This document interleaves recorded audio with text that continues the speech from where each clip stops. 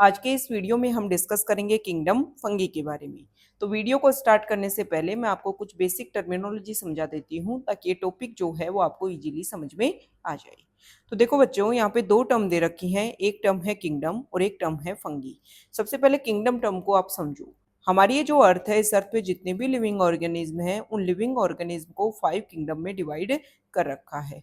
और ये जो 5 किंगडम है, इन किंगडम के नेम है kingdom Plantae, kingdom animalia, kingdom Monera, kingdom protista और किंगडम फंगी। ये जो किंगडम फंगी है ये सबसे लेटेस्ट मतलब 5th नंबर का किंगडम है, जिसको बनाया गया था 1969 में आर.एच. विटेकर ने, जब 5 किंगडम क्लासिफिकेशन दिया था। आर.एच. विटेकर जो है वो किंगडम प्लांटी को स्टडी कर रहे थे और उन्होंने ये देखा कि किंगडम प्लांटी के कुछ मेंबर्स जो हैं उनमें सेल वॉल जो है वो काइटिन की बनी होती है, और जिनमें काइटिन के सेल वॉल है वो फोटोसिंथेसिस भी नहीं करते हैं। जैसा कि हमें पता है कि किंगडम प्लांटी के जो मेंबर्स होते हैं उनका एक यूनिक कैरेक्टर होता है फोटोसिंथेसिस करना, जिसको हम बोलते हैं ऑटोट्रोपिक न्यूट्रिशन। मींस प्लांट जो है वो सनलाइट का यूज करके अपना फूड खुद बना लेते हैं। अब किंगडम प्लांटी के वो मेंबर जिनमें फोटोसिंथेसिस नहीं देखने को मिल रहा था, उन्हीं मेंबर्स में जो सेल वॉल है वो काइटिन की बनी हुई थी। तो आर.एच. विटेकर ने ये बोला कि ये मेंबर्स जो हैं वो किंगडम प्लांटी के मेंबर जैसे नहीं हैं, तो इनको सेपरेट करके एक नया किंगडम बनाया जाना चाहिए। और तब जाकर के 5th नंबर का किंगडम बना और किंगडम का नेम रखा गया फंगी। और इसमें जो मेंबर्स आए वो मेंबर्स जो हैं वो हेटेरोट्रोपिक न्यूट्रिशन शो करते हैं, मतलब अपना फूड जो है वो अदर ऑर्गेनिज्म से लेते हैं। और मेनली फंगी के जो मेंबर्स होते हैं वो डेड डिकेइंग मैटर से अपना फूड लेते हैं, और डेड डिकेइंग मैटर पे वो एंजाइम्स जो हैं उनको डालते हैं, उनसे उनका ब्रेक डाउन करते हैं, और फिर जो डेड डिकेइंग मैटर का जो पार्ट है उसको डाइजेस्ट करते हैं और फिर उसको सक कर लेते हैं। इसको बोलते हैं सेप्रोफिटिक न्यूट्रिशन। तो किंगडम फंगी के जो मेंबर्स होते हैं वो सेप्रोफिटिक न्यूट्रिशन शो करते हैं। इसके अलावा आप एक बात और याद रखो, किंगडम फंगी के जो मेंबर्स होते हैं वो मल्टी सेलुलर होते हैं। वैसे इस बात को याद करने की जरूरत नहीं है, क्योंकि किंगडम फंगी के जो मेंबर्स होते हैं उनको निकाला गया था किंगडम प्लांटी में से, और किंगडम प्लांटी जो है उसके मेंबर्स पहले से ही मल्टी सेलुलर होते हैं। किंगडम एनिमलिया जो है उसके मेंबर्स में मल्टी सेलुलर होते हैं। किंगडम मोनेरा जो है उसमें सारे के सारे प्रोकैरियोट्स आते हैं, और किंगडम प्रोटिस्टा जो है उसमें यूनिसेलुलर यूकैरियोट्स आते हैं।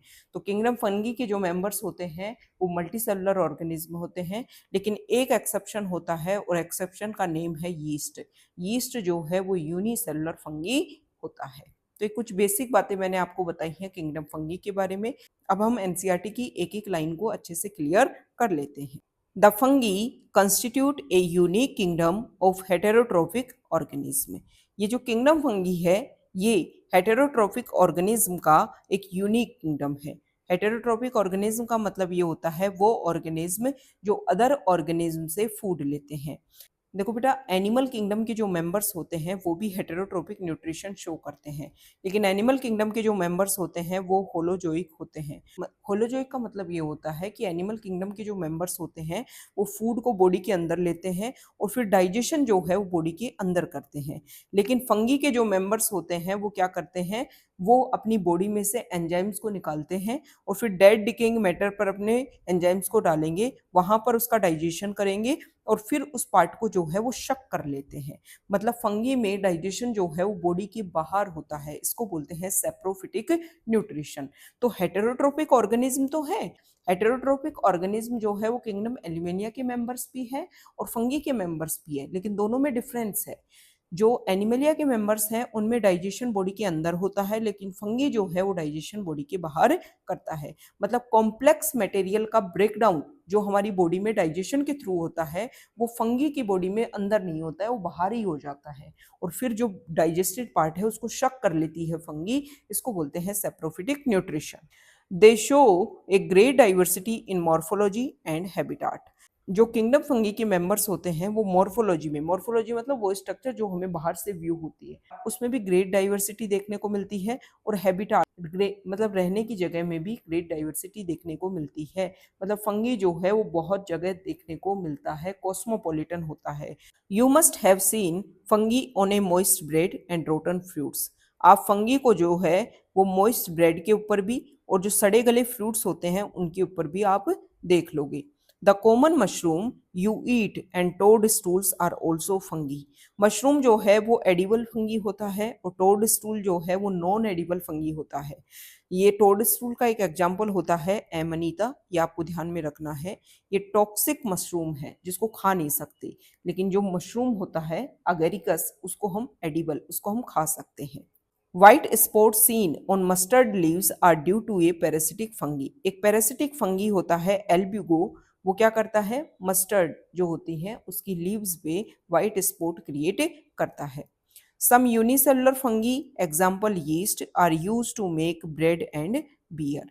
जो यूनिसेलुलर फंगी है यीस्ट, इसका यूज किया जाता है ब्रेड और बियर को बनाने के लिए। ये जो यीस्ट है जो इसमें यूज किया जाता है उसका नेम होता है सैक्रोमाइसीज सर्विसी, और उसको बोला जाता है baker's yeast and brewer's yeast.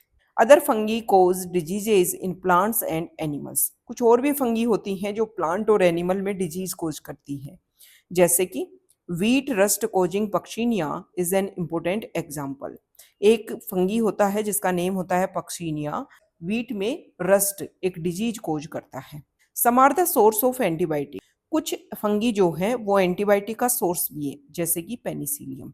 Antibiotic क्या होती है, anti means against, bio means life. जो केमिकल लाइफ के अगेंस्ट हो उसको बोलते हैं एंटीबायोटिक। अब हमारी लाइफ के अगेंस्ट नहीं है। ये जो एंटीबायोटिक होते हैं ये हमें फंगी से मिलते हैं और इनका यूज किया जाता है बैक्टीरिया की ग्रोथ को रोकने के लिए। ठीक है, तो हमारे लिए तो बेनिफिशियल है एंटीबायोटिक, लेकिन जो बैक्टीरिया है उसके लिए क्या होते हैं, उसकी लाइफ के अगेंस्ट होते हैं। Fungi are cosmopolitan. फंगी जो है वो कॉस्मोपोलिटन मतलब हर जगह देखने को मिलता है। And occur in air water soil on animals and plants. Fungi जो है वो एयर में, वाटर में, सॉइल में और एनिमल और प्लांट्स जो हैं उनकी बॉडी पर भी देखने को मिलता है। They prefer to grow in warm and humid places. जो फंगी है वो उस एरिया को प्रायोरिटी देते हैं जहाँ पर थोड़ी सी गर्मी हो और थोड़ी सी ह्यूमिडिटी हो, मतलब थोड़ी सी नमी हो और थोड़ी सी गर्माहट हो, उस जगह पे फंगी जो है वो अच्छे खासे ग्रो होते हैं। Have you ever wondered why we keep food in the refrigerator.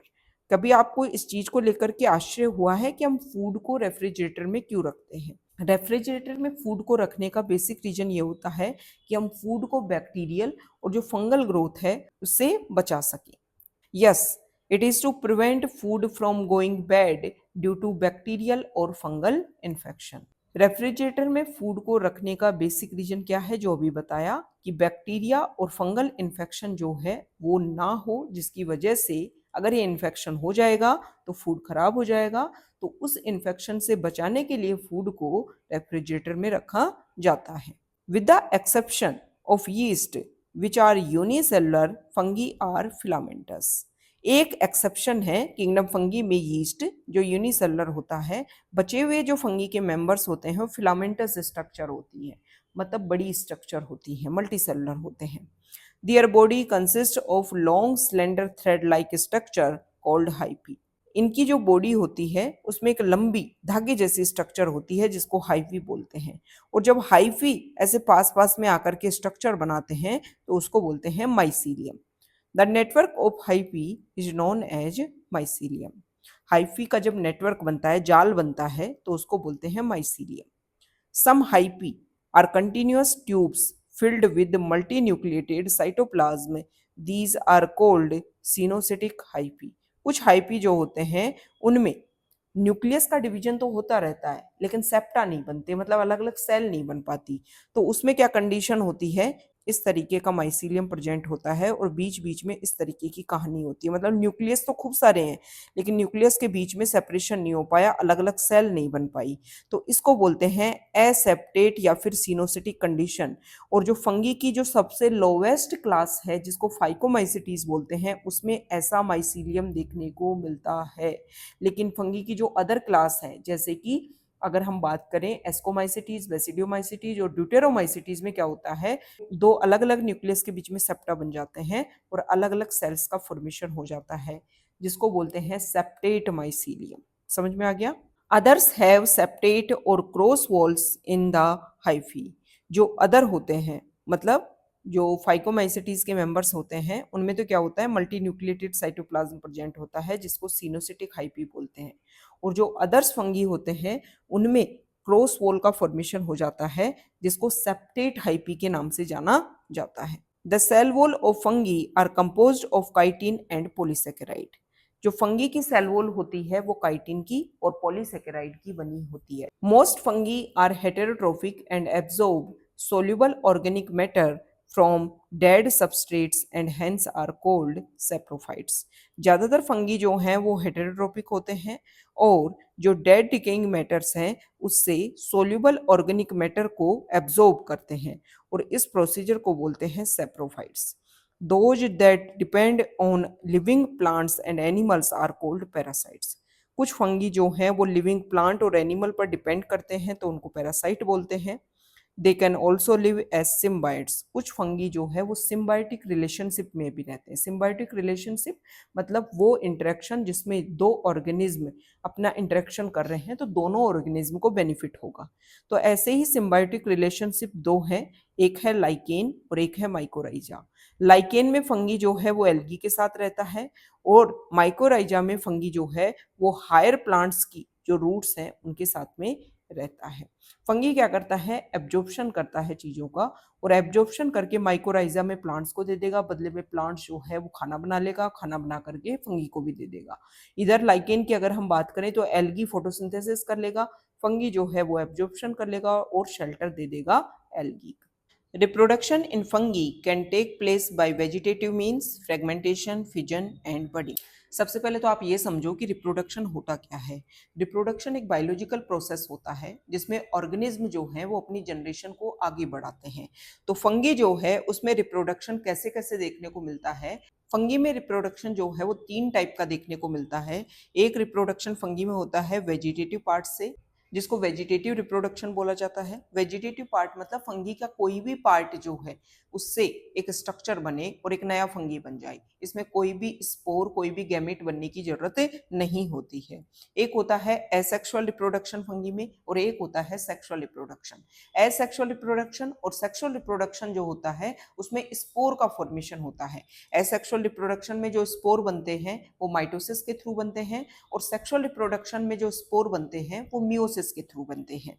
अगर आपको थोड़ा दोनों टर्म के बारे में थोड़ा सा याद हो तो माइटोसिस जो होता है उसका मतलब होता है इक्वेशनल डिवीजन, कि जितना पेरेंट में जेनेटिक मटेरियल था उतना ही बच्चों में देखने को मिलेगा। तो अगर आपको मियोसिस की बात बताऊं तो मियोसिस का मतलब होता है रिडक्शनल डिवीजन, जितना पेरेंट में जेनेटिक मटेरियल था उसका हाफ जो है वो बच्चों में देखने को मिलेगा।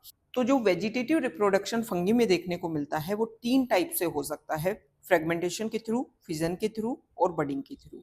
फिजन और बडिंग जो है वो देखने को मिलता है जो यूनिसेलुलर फंगी है। और यूनिसेलुलर फंगी कौन सा है, हमें पता है यीस्ट। तो यीस्ट में फिजन और बडिंग से वेजिटेटिव रिप्रोडक्शन होता है और बचे हुए जो फिलामेंटस फंगी हैं उनमें फ्रेगमेंटेशन के थ्रू जो है वो वेजिटेटिव रिप्रोडक्शन देखने को मिलता है। फ्रेगमेंटेशन का मतलब ये होता है कि कोई भी एक पार्ट जो है वो ब्रेक हुआ और फिर से नई फंगी बन गई। फिजन और बडिंग का मतलब, फिजन का मतलब होता है जो फंगी है वो डिवाइड होकर के नई फंगी बना ले। बडिंग का मतलब होता है जो फंगी है उसमें एक बड बने और फिर वो बड जो है जब मैच्योर हो जाए तो फंगी से सेपरेट होकर के फिर नई फंगी का फॉर्मेशन कर ले। ठीक है। Asexual reproduction is by spores called conidia और स्पोरेंजियो स्पोर और zoospore, and the sexual reproduction is by oospores, ascospores and basidiospores। जो सेक्सुअल और एसेक्सुअल रिप्रोडक्शन दोनों टाइप का जो रिप्रोडक्शन होता है इसमें स्पोर का फॉर्मेशन होता है। अभी मैंने बताया कि एसेक्सुअल रिप्रोडक्शन में जो स्पोर बनेंगे वो माइटोटिक डिवीजन के थ्रू बनेंगे और सेक्सुअल रिप्रोडक्शन में जो स्पोर बनेंगे वो मियोसिस के थ्रू बनेंगे।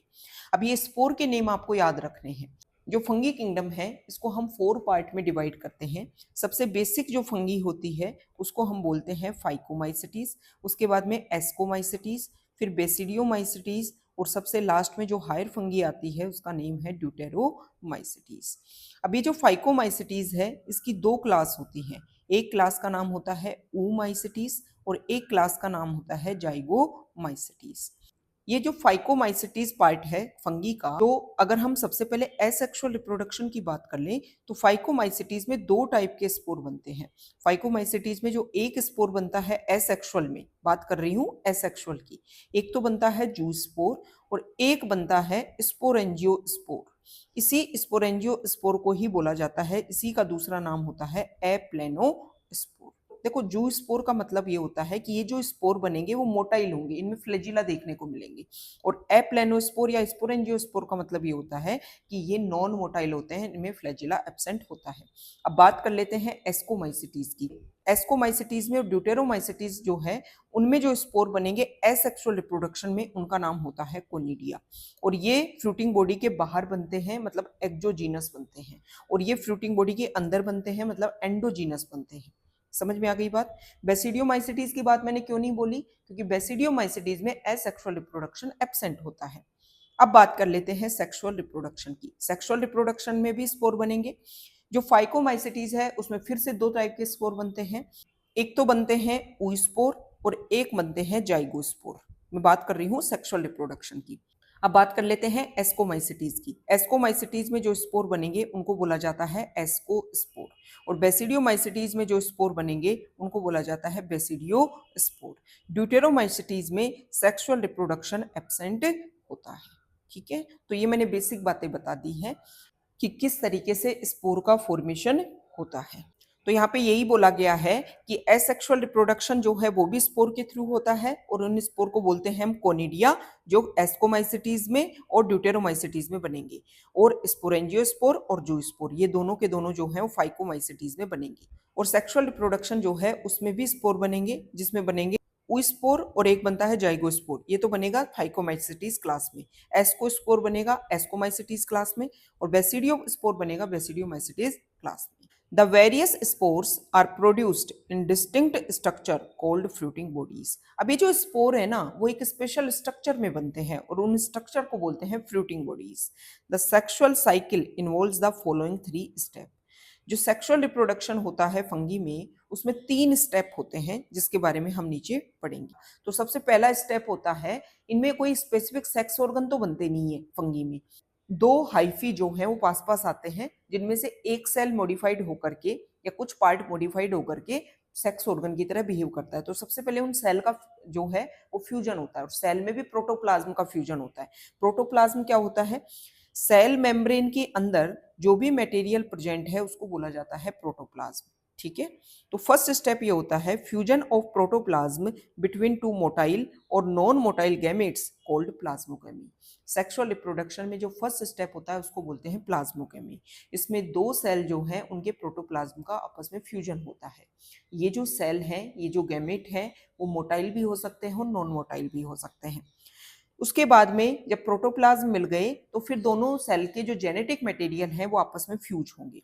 Fusion of two nuclei called karyogamy. उसके बाद में जेनेटिक मटेरियल आपस में फ्यूज होता है, उसको बोलते हैं कैरियोगेमी। अब कैरियोगेमी हो गया, जेनेटिक मटेरियल दोनों हैप्लॉइड हैप्लॉइड हैं, दोनों आपस में फ्यूज हो गए, डिप्लॉइड कंडीशन बन गई। अब ये जो सेल है वो डिवाइड होकर के एक स्ट्रक्चर बनाएगी फ्रूटिंग बॉडीज, और फिर इस फ्रूटिंग बॉडी में होगा मियोसिस, और मियोसिस होने के बाद में जो सेल है उससे 4 स्पोर बन जाएंगी। एस्कोमाइसिटीज में स्पोर की संख्या जो है वो 8 हो जाती है। पहले मियोसिस होता है और उसके जस्ट बाद में हर स्पोर जो है वो माइटोसिस कर लेता है, और जब माइटोसिस करेगा तो 1 से 2 बनेंगे, तो 4 हैं तो टोटल कितने बन जाएंगे, 8 बन जाएंगे।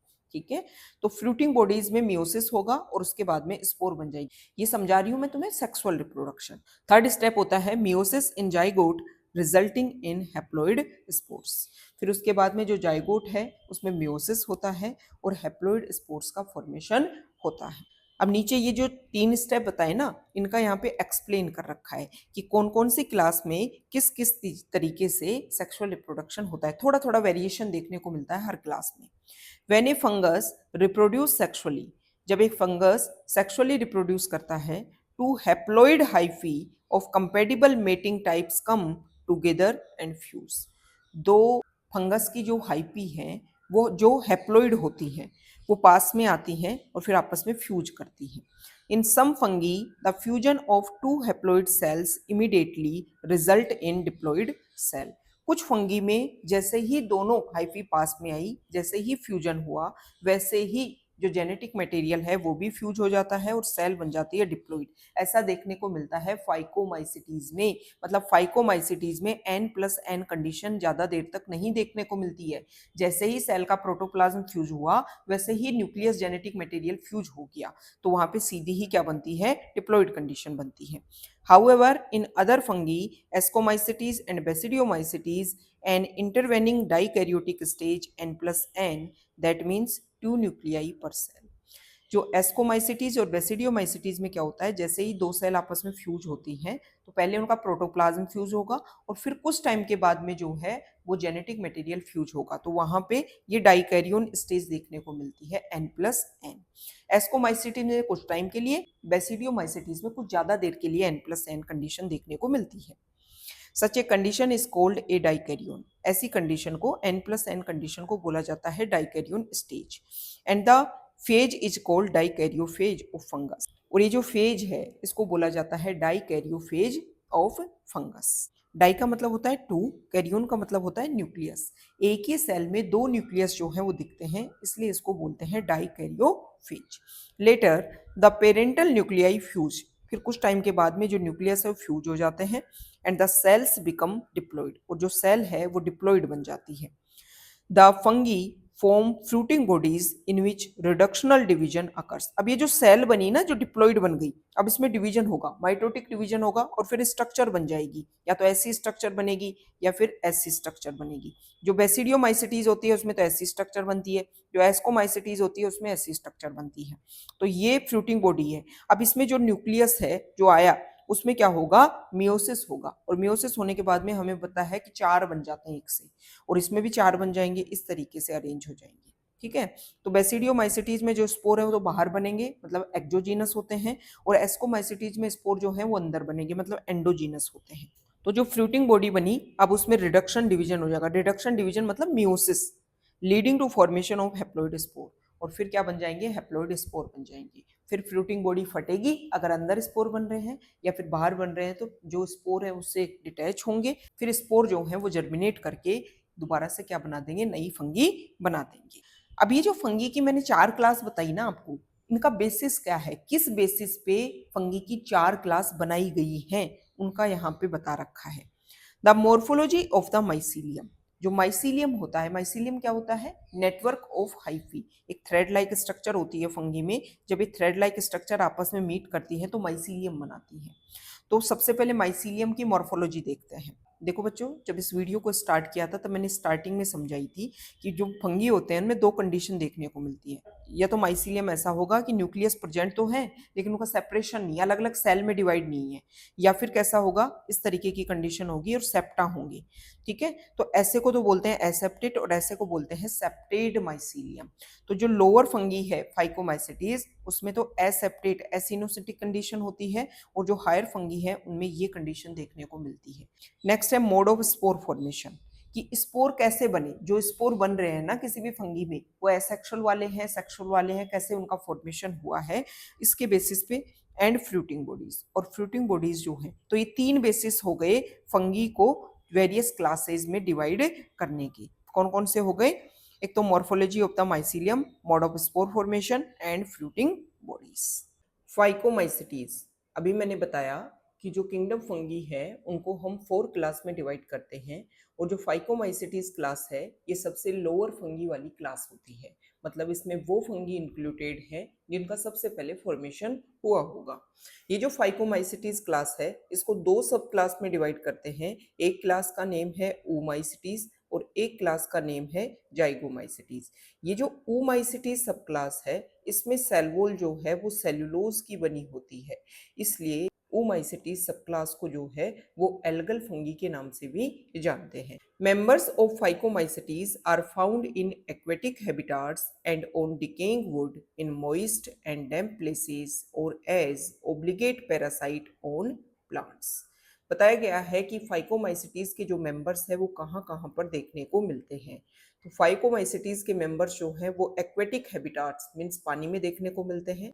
इसके अलावा मॉइस्ट और डैम्प प्लेसेस पे जो डिकेइंग वुड रहती हैं उनके ऊपर ये ग्रो करते हैं, और प्लांट पर ओब्लिगेट पैरासाइट के फॉर्मेट में भी ये ग्रो करते हैं। The mycelium is aseptate and coenocytic. Mycelium क्या होता है? Body structure.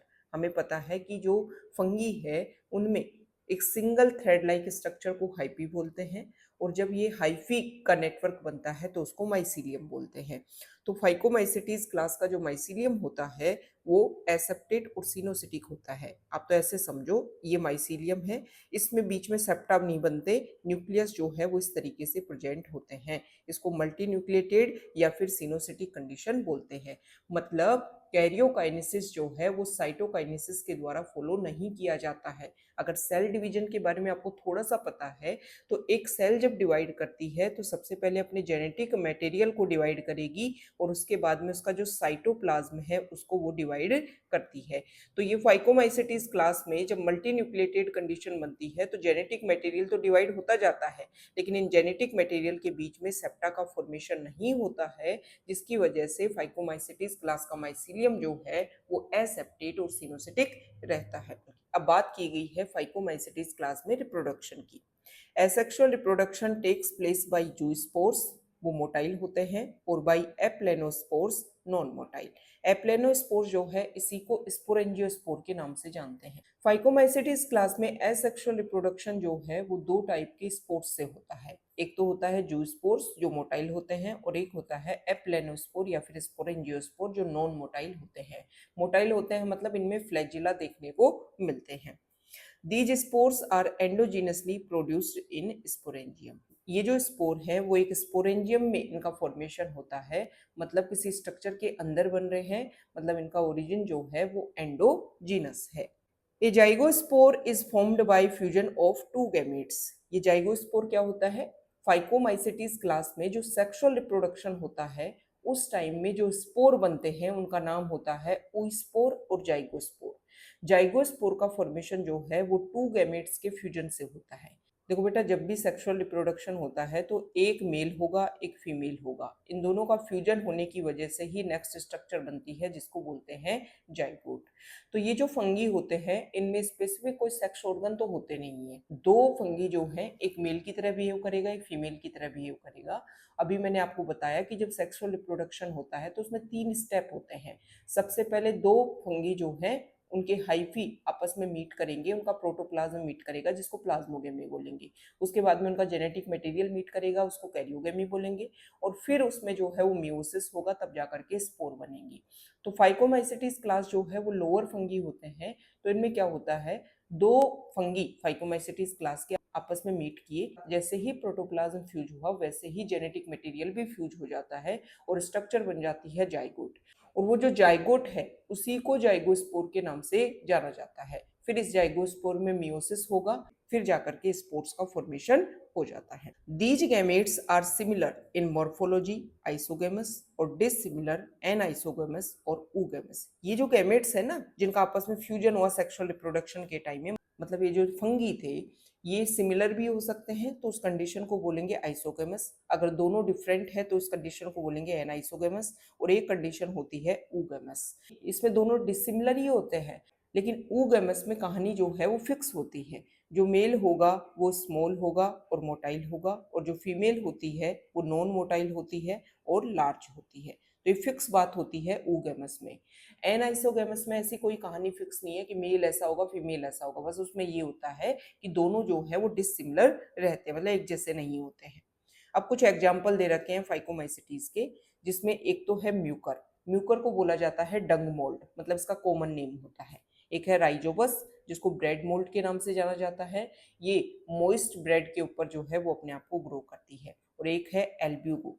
ये जो एल्ब्यूगो कैंडिडा है ये पैरासिटिक फंगी होता है, और मस्टर्ड की जो लीव्स होती है उन पे ये व्हाइट स्पॉट क्रिएट कर देता है। नेक्स्ट क्लास है ascomycetes, commonly known as sac fungi. The ascomycetes are mostly multicellular, example penicillium, और रेयरली यूनिसेलुलर, एग्जाम्पल यीस्ट, जिसको हम सैक्रोमाइसीज के नाम से जानते हैं। एस्कोमाइसिटीज क्लास को कॉमनली हम सैक फंगी के नाम से जानते हैं, और इसके जो मेंबर्स होते हैं वो मोस्टली मल्टीसेलुलर होते हैं। जैसा कि हमें पता ही है कि किंगडम फंगी के जो मेंबर्स होते हैं वो मल्टीसेलुलर होते हैं, लेकिन यहाँ पे कुछ एक्सेप्शन देखने को मिले। वो एक्सेप्शन जो है वो एस्कोमाइसिटीज क्लास में ही आता है, और एक्सेप्शन का नेम है यीस्ट, जिसका साइंटिफिक नेम होता है सैक्रोमाइसीज, और ये यूनिसेलुलर होता है। They are saprophytic, decomposers, parasitic और कोप्रोफिलस ग्रोइंग ऑन डंग। बताया गया है कि एस्कोमाइसिटीज के जो मेंबर्स हैं वो किस तरीके से, किस हैबिट और हैबिटाट में प्रेजेंट रहते हैं। तो एस्कोमाइसिटीज के जो मेंबर्स होते हैं वो सेप्रोफिटिक होते हैं, डीकम्पोजर्स होते हैं, पैरासिटिक होते हैं और कोप्रोफिलस होते हैं, मतलब डंग के ऊपर ग्रो करना जो है वो इनको पसंद होता है। म्यूकर, जिसको डंग मोल्ड बोलते हैं, ये किस में आता है, फाइकोमाइसिटीज में। कोप्रोफिलस कौन सी क्लास के मेंबर्स होते हैं, ये होते हैं एस्कोमाइसिटीज के, ये ध्यान में रखना है। Mycelium is branched and septate. जो एस्कोमाइसिटीज के मेंबर्स होते हैं उनका माइसीलियम मतलब उनकी बॉडी स्ट्रक्चर जो है वो ब्रांच्ड होती है और सेप्टेट होती है। अभी फाइकोमाइसिटीज मैंने बताया कि जेनेटिक मटेरियल के डिवीजन के बाद में सेप्टा का फॉर्मेशन नहीं होता, तो उनका माइसीलियम कैसा होता है, सिनोसिटिक कंडीशन होती है। लेकिन यहाँ पे कैरियोकाइनेसिस के बाद में साइटोकाइनेसिस भी होता है, जिसकी वजह से माइसीलियम जो है, अगर मैं उसको इस तरीके से शो करूँ तो इसमें इस तरीके से सेप्टा का फॉर्मेशन हो जाता है। ऐसे न्यूक्लियस प्रेजेंट रहते हैं, इसको बोलते हैं branched and septate condition. The asexual spores are conidia produced exogenously on the special mycelium called conidiophores.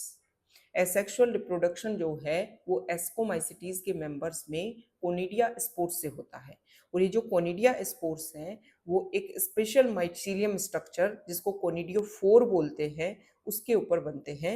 उस स्ट्रक्चर के भी आउटर पार्ट में इनका फॉर्मेशन होता है, मतलब ये एक्जोजीनसली होते हैं ओरिजिन में।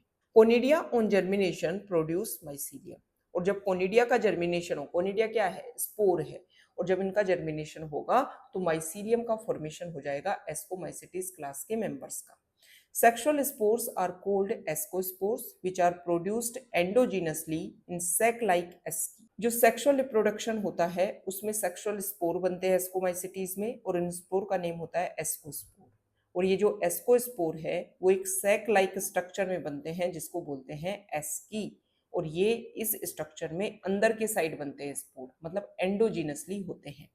These asci are arranged in different types of fruiting bodies called ascocarp. ये जो सैक लाइक स्ट्रक्चर है ना एस्की, ये अलग अलग टाइप की फ्रूटिंग बॉडीज पर अरेंज होती है, जिन फ्रूटिंग बॉडीज को बोलते हैं एस्कोकार्प। अब कुछ एग्जांपल दे रखे हैं एस्कोमाइसिटीज के, जैसे कि एक होता है एस्परजिलस। ठीक है, ये जो एस्परजिलस होता है इसको वीड ऑफ लेबोरेटरी के नाम से जाना जाता है, और ये एक टॉक्सिन रिलीज करता है जिसको अफ्लाटॉक्सिन बोलते हैं। Claviceps and Neurospora. जो क्लेविसेप्स होता है इससे एक मोस्ट पोटेंट हेल्यूसिनेशन क्रिएट करने वाली ड्रग्स जो है ऑब्टेन की जाती है, और उसका नाम होता है LSD। न्यूरोस्पोरा जो है इसका जेनेटिक्स की स्टडी करने में काफ़ी ज़्यादा यूज़ किया जाता है, इसलिए न्यूरोस्पोरा को ड्रोसोफिला ऑफ प्लांट किंगडम के नाम से जाना जाता है। ड्रोसोफिला समझते हो, जिसके ऊपर थॉमस हंट मॉर्गन ने काम किया था। मेंडल ने जो रिजल्ट दिए थे डाइहाइब्रिड क्रॉस के बेसिस पर, उनको व्यू करने के लिए थॉमस हंट मॉर्गन ने ड्रोसोफिला पे स्टडी की थी। तो न्यूरोस्पोरा को ड्रोसोफिला ऑफ प्लांट किंगडम बोला जाता है, क्योंकि फंगी जो है वो पहले प्लांट किंगडम में आते थे, अगर आपको थोड़ा सा बेसिक आइडिया हो। फाइव किंगडम क्लासिफिकेशन से पहले जो फंगी है वो प्लांट किंगडम के मेंबर्स थे। फिर देखा गया कि इनमें सेल वॉल जो है वो काइटिन की बनी होती है और ये फोटोसिंथेसिस भी नहीं करते हैं, तो इनको सेपरेट करके एक नया किंगडम बना दिया गया था। Neurospora is used extensively in biochemical and genetic work. जो न्यूरोस्पोरा है इसका बहुत ज्यादा यूज किया जाता है बायोकेमिकल और जेनेटिक वर्क में। Many members like morels and truffles are edible and are considered delicacies. इसी क्लास के कुछ मेंबर्स होते हैं मोरेल्स एंड ट्रफल्स, वो एडिबल होते हैं जिनको हम खा सकते हैं। देखो बेटा, यीस्ट जो इस क्लास का मेंबर है जो यूनिसेलुलर होता है उसका यूज किया जाता है ब्रेड और बियर बनाने के लिए। जो सैक्रोमाइसिस सर्विसी यूज किया जाता है उसको बेकर यीस्ट और ब्रूअर यीस्ट बोलते हैं। तो वहां पे ऐसा नहीं है कि यीस्ट को हम एडिबल कर रहे हैं, यीस्ट ने कुछ ऐसा प्रोसीजर किया जिसकी वजह से ब्रेड और बियर का फॉर्मेशन हुआ जो कंज्यूम किया जाता है। तो यीस्ट को ये नहीं बोलेंगे कि एडिबल है, डायरेक्टली यीस्ट को थोड़ा ना खा रहे हैं हम, यीस्ट जो है उसका यूज करके हम कुछ प्रोडक्ट बना रहे हैं। ठीक है, नेक्स्ट क्लास है बेसिडियोमाइसिटीज। ये जो बेसिडियोमाइसीटीज क्लास है, इसमें एसेक्सुअल रिप्रोडक्शन एब्सेंट रहता है, लेकिन सेक्सुअल रिप्रोडक्शन देखने को मिलता है। और इसके बाद में जो क्लास हम स्टडी करेंगे ड्यूटेरोमाइसीटीज, उसमें सेक्सुअल रिप्रोडक्शन एब्सेंट रहता है, एसेक्सुअल रिप्रोडक्शन प्रेजेंट रहता है। ये बेसिक बातें हैं जो आपको पता होनी चाहिए। Commonly known forms of basidiomycetes are mushrooms, bracket fungi और पपहोल्स। बेसिडियोमाइसीटीज के जो कॉमनली नॉन फॉर्म्स हैं वो मशरूम होते हैं, ब्रैकेट फंगी होते हैं और या फिर पफबॉल्स होते हैं। They grow in soil, on logs and tree stumps and in living plant bodies as parasite. Example है रस्ट एंड स्मट। बेसिडियोमाइसीटीज के जो मेंबर्स हैं वो सॉइल में ग्रो करते हैं या फिर लॉग पे ग्रो करते हैं, ट्री स्टम्प पे ग्रो करते हैं या फिर जो लिविंग प्लांट बॉडीज हैं उसमें एज पैरासाइट के फॉर्मेट में ग्रो करते हैं। और पैरासाइट के दो एग्जांपल दे रखे हैं, एक है रस्ट और एक है स्मट। अब यहाँ पे दो टर्म है, एक तो लॉग है और एक ट्री स्टम है। एक प्लांट को हमने काट दिया तो उसका स्टेम वाला पार्ट जब गिरा रहता है तो इसको हम बोलते हैं लॉग। और एक प्लांट को हमने जो है वो रूट से थोड़े ऊपर वाले पार्ट से कट किया तो इस तरीके से उसका स्टेम रहता है और नीचे रूट से इस तरीके का पार्ट देखने को मिलता है बहुत बार, तो इसको हम बोलेंगे स्टम्प वाला पार्ट। तो इसके ऊपर बेसिडियोमाइसीटीज के मेंबर्स जो हैं वो ग्रो करते हैं। The mycelium is branched and septate. Basidiomycetes के जो मेंबर्स होते हैं उनका माइसीलियम भी ब्रांच्ड और सेप्टेट होता है, जैसा कि एस्कोमाइसीटीज के मेंबर्स में देखने को मिल रहा है। The asexual spores are generally not found. Asexual spore नहीं देखने को मिलते हैं क्योंकि अभी मैंने बताया एसेक्सुअल रिप्रोडक्शन एब्सेंट होता है। But vegetative reproduction by fragmentation is common. Vegetative reproduction जो है वो फ्रेगमेंटेशन के थ्रू होता है। बडिंग और फिजन के थ्रू जो है वो यूनिसेलुलर फंगी में देखने को मिलता है, मतलब यीस्ट में देखने को मिलता है। तो बचा एक पार्ट फ्रेगमेंटेशन जो फिलामेंटस फंगी में देखने को मिलता है। The sex organs are absent. वैसे तो हर फंगी में ही सेक्स ऑर्गन एब्सेंट होते हैं, लेकिन ये स्पेसिफिक लाइन बेसिडियोमाइसीटीज में लिख रखी है। बहुत बार ऐसा होता है कि तीन चार आपको कैरेक्टर्स बता देंगे और पूछ लेंगे कि कौन सी क्लास की बात की जा रही है, तो आपको ध्यान में रखना है कि बेसिडियोमाइसीटीज में सेक्स ऑर्गन्स एब्सेंट है। But plasmogamy is brought about by fusion of two vegetative or somatic cells of different strains or genotype. लेकिन जब सेक्सुअल रिप्रोडक्शन होता है तो प्लाज्मोगमी किसके बीच में देखने को मिलेगी? दो फंगी जो हैं उनकी जो वेजिटेटिव और सोमेटिक सेल्स हैं वो आपस में फ्यूज होती हैं। The resultant structure is dikaryotic which ultimately gives rise to basidium.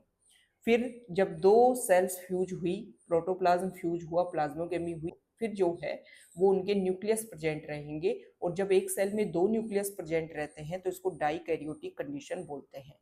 फिर ये जो है डाइकैरियोटिक कंडीशन जो है वो बेसिडियम को ग्रो करता है।